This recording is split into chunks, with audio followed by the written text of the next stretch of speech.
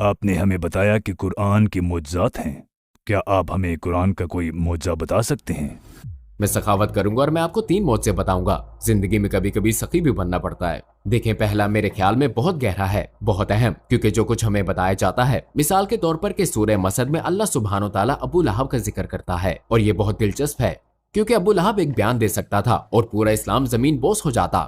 اللہ قرآن میں فرماتا ہے ابو لہب اور اس کی بیوی آگ، جہنم کی آگ میں جا رہے ہیں، وہ کافر ہی مرنے والے ہیں اور جہنم میں داخل ہوں گے۔ اب اگر آپ اس پر غور کریں تو ابو لہب کو اسلام کو غلط ثابت کرنے کے لیے صرف ایک کام کرنا تھا، کیونکہ قرآن صاف کہتا ہے تم جہنم کی آگ میں جانے والے ہو، تم اور تمہاری بیوی، اور تم کافر ہی مرو گے۔ تو بات یہ ہے کہ ابو لہب کہہ سکتا تھا ایک سیکنڈ ٹھہرو، اشہد ان لا الہ الا اللہ، یہ لو تمہارا مذہب تو جھوٹا ہے، کیونکہ تمہارا مذہب کہتا ہے کہ میں جہنم میں جاؤں گا، تمہارا مذہب کہتا ہے کہ میں کافر ہی مروں گا، میں اسلام قبول کرتا ہوں۔ اس نے ایسا نہیں کیا، وہ کافر ہی مرا۔ میرے نزدیک یہ بہت گہری بات ہے، کیونکہ سب کچھ غلط ثابت کرنے کے لیے اس نے صرف ایک بیان دینا تھا۔ وہ چاہتا تھا، وہ حضرت محمد صلی اللہ علیہ وآلہ وسلم کو روکنا چاہتے تھے۔ اس سب کے مقابلے میں اسے صرف یہ کرنا تھا، 10 سیکنڈ کا کلمہ شہادت، اور وہ پورے دین کو کچل ڈالتا۔ اس نے نہیں کیا۔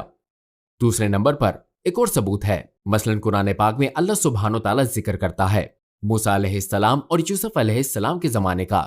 یوسف علیہ السلام کے زمانے کا ذکر کرتے ہوئے اللہ تعالیٰ حکمران کو بادشاہ کہتا ہے، جبکہ موسیٰ علیہ السلام کے زمانے میں وہ حکمران کو فرعون کہتا ہے۔ لیکن بائبل میں عیسائی یوسف علیہ السلام کے زمانے کا ذکر کرتے ہیں اور وہ اسے فرعون کہتے ہیں، اور موسیٰ علیہ السلام کے زمانے میں بھی وہ اسے فرعون کہتے ہیں۔ یہ ایک تاریخی غلطی ہے، کیونکہ جب انہوں نے روزیٹا سٹون کو سمجھا، جو کہ مصری تصویری خط کو سمجھنے کا ذریعہ ہے، انہیں پتا چلا کہ اس زمانے میں کوئی فرعون نہیں تھا۔ یوسف علیہ السلام کے زمانے میں اس خاندان کا کوئی وجود ہی نہیں تھا، وہاں بادشاہ ہوتے تھے۔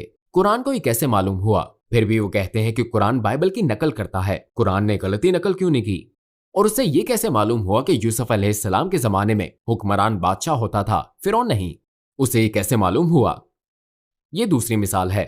نمبر 3، اللہ سبحانہ وتعالی سورہ روم میں فرماتے ہیں اہل روم مغلوب ہو گئے۔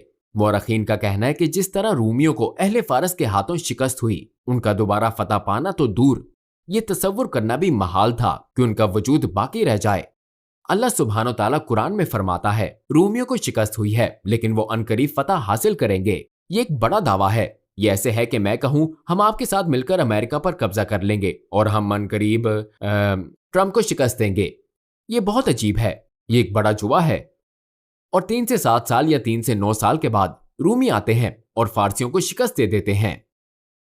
یہ سب تاریخ کا حصہ ہے، اور یہ صرف چند مثالیں ہیں، ایسی سینکڑوں چیزیں ہیں، سینکڑوں۔ میں آپ کو صرف 3 بتا رہا ہوں، اور میں اور بھی بتا سکتا ہوں۔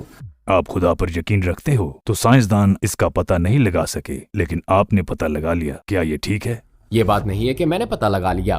ہم اپنی عقل کا استعمال کرتے ہیں، ہم اپنے دماغ کا استعمال کرتے ہیں۔ سائنس کا تعلق حواس خمسہ سے ہے، جو آپ دیکھ سکتے ہیں، یعنی تجربات پر مبنی۔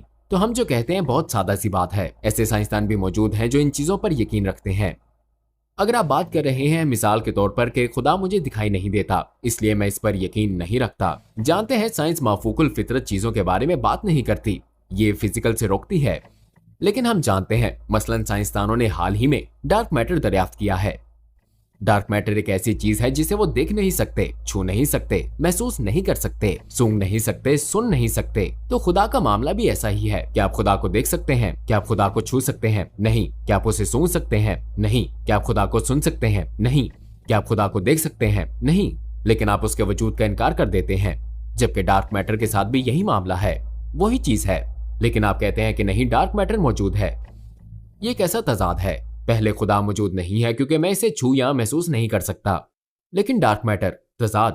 اب دوہرا معیار کیوں رکھتے ہیں؟ یہ بطور سائنسدان ایک مسئلہ ہے۔ میں نے کوئی نئی چیز تو نہیں دریافت کی، میں اپنے منطقی استدلال، عقل کا استعمال کرتا ہوں سادہ نتائج تک پہنچنے کے لیے، اور مجھے سائنسدان بننے کی کوئی ضرورت نہیں ہے۔ مجھے اس سے کوئی فرق نہیں پڑتا کہ آپ کتنے بڑے سائنسدان ہیں۔ آپ جانتے ہیں ایسے لوگ بھی گزرے ہیں جو خدا پر یقین رکھتے تھے اور وہ سائنسدان تھے، جیسے آئنسٹائن، وہ ایک اعلیٰ طاقت پر یقین رکھتا تھا۔ تو سائنس یا سائنسدان کا معاملہ اور خدا کا معاملہ آپس میں متضاد نہیں ہے۔ آپ کو ایسے سائنسدان بھی ملیں گے جو مسلمان ہیں، یا ایسے سائنسدان جو عیسائی ہیں۔ تو ہاں، یہ دریافت نہیں ہے۔ کیا آپ میں مشہور ملحدوں کے ساتھ بات کرنے کی ہمت ہے؟ اگر آپ کا ان سے سامنا ہو تو آپ کیا کریں گے؟ مجھے کوئی پریشانی نہیں ہے، کیونکہ سچ یہ ہے کہ مجھے پرواہ ہی نہیں ہے کہ آپ کتنے بڑے ملحد ہیں، کتنے بڑے سائنسدان یا پروفیسر मुझे परवाह नहीं है। मेरा तरीका यही रहेगा। आप जानते हैं कि मैं वही दलाइल पेश करता हूं और आपको उनका जवाब देना होगा। मुझे परवाह नहीं है, क्योंकि जिस रास्ते पर मैं हूं मैं जानता हूं कि मैं 100% यकीन से, दलील से, अकल से हूं कि इससे निकलने का कोई रास्ता नहीं है सिवाय इसके कि आप कम से कम डीस्ट होना कबूल करें या खुदा का कायल होना। इस पर काम हो सकता है डीज़म। तो मुझे परवाह नहीं कि आप प्रोफेसर हैं, मुझे परवाह नहीं, इससे कोई फर्क नहीं पड़ता। अगर आप अकल रखते हैं हम दलील दे सकते हैं कि 100% उनके लिए कोई राह फरार नहीं है।